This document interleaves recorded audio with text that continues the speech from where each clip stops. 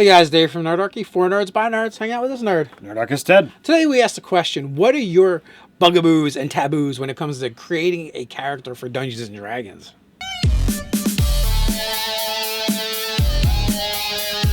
going to start this video by thanking our awesome sponsor, Frog God Games. If you want to add some more content to your game, go check out Frog God Games at froggodgames.com. There will be a link in the description. Go check them out. They have a ton of great products, including this beast right here, the Blight. That thing is huge. With that, let's get on to our video. All right, so today we're going to talk about taboos during character creation.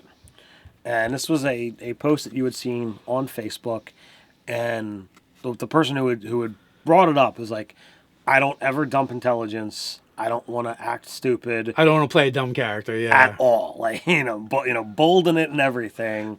Yeah, so the idea is, like, what are your taboos? What are things you would absolutely never play as a character? Whether it's dumb stats, whether it's, race and class combinations, whether it's just races or classes. Sometimes you see people that are like, fuck gnomes. I hate gnomes. I hate them so much. Why are they even in this game? They shouldn't even exist. I will never play a gnome, and I won't even play in a party that has one in it. Ouch, that's pretty harsh. I've had a number of players that I've played with over the years that they say, I don't do fighters. I prefer to do spellcasters.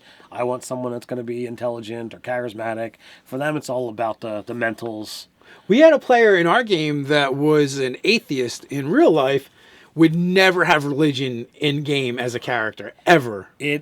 It actually became a sore point that in our world at the time, if you stepped on a boat, it was considered bad mojo, bad luck to actually step on a boat without saying, some kind of prayer or homage to Maltratus, our sea god.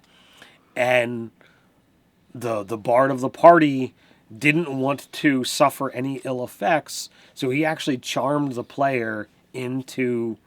character into doing an homage, and he did it, and the player was furious. It was very much like casting a charm spell in 5th edition Dungeons and Dragons, where they know you've duped them and charmed them afterwards. He was angry at the other player. He was getting ready to walk out. He was kind of mad at me because I was the GM at the time, and I'm like, he threatened the other player with physical violence. He's like, if you ever do that again, I'm like, whoa. And it's funny because he was a Marine recruiter, so there might have been some screws loose there. I don't know. Well, it could have gotten ugly, and thankfully, we never had to worry about the fallout there. Stat-wise, for me personally, I think Dex is just too important in the game. It's armor class, it's initiative, there's a handful of skills that go with it. So I really don't ever want to put that as a bad stat. Character that I'm playing in Dave's game now, I initially was putting him at an 8 Dex, and then I was like, whoa, that's initiative, that's armor class, can't do that.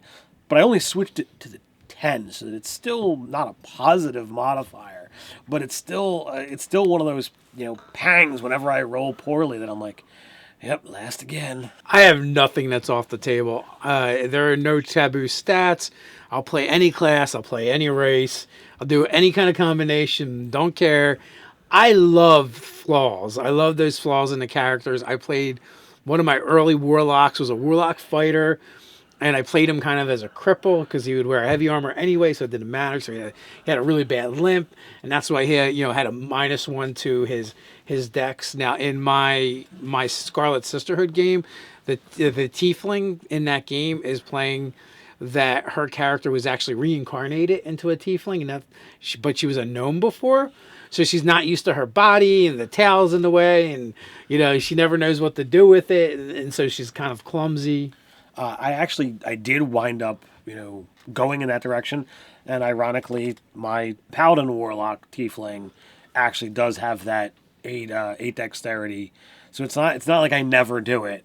It's just like my normal is to shy away from it, but in the world that he grew in, tieflings are incredibly rare. So he was actually lynched, and he survived, but he's got horrible, scars and messed up bones. So Nerve damage.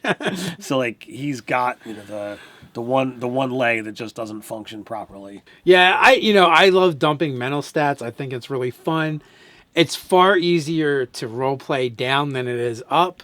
So, I like playing stupid characters. I think it's hilarious. I have a lot of fun with it.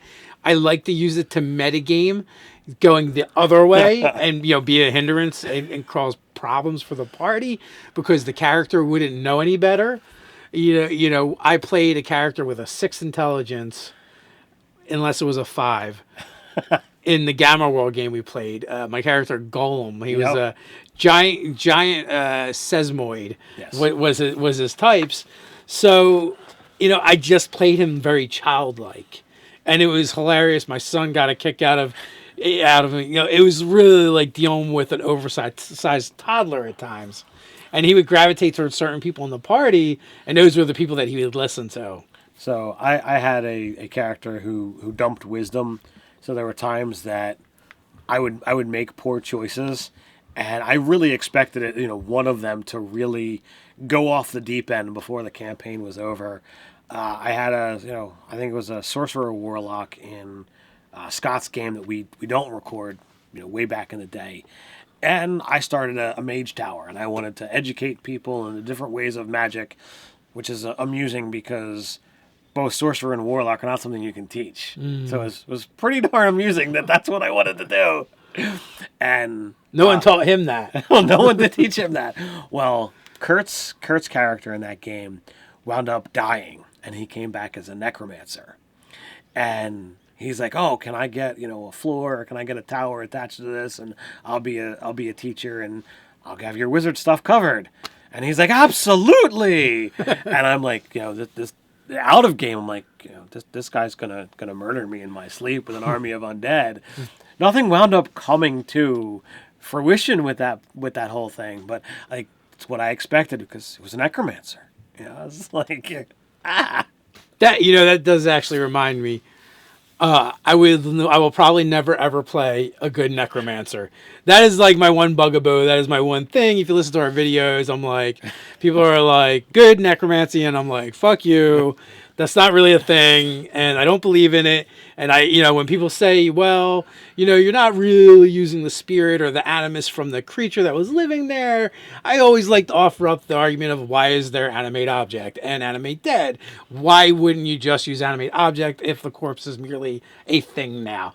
So that is my one personal thing is I don't believe in good necromancy, and especially if you're talking about raising dead.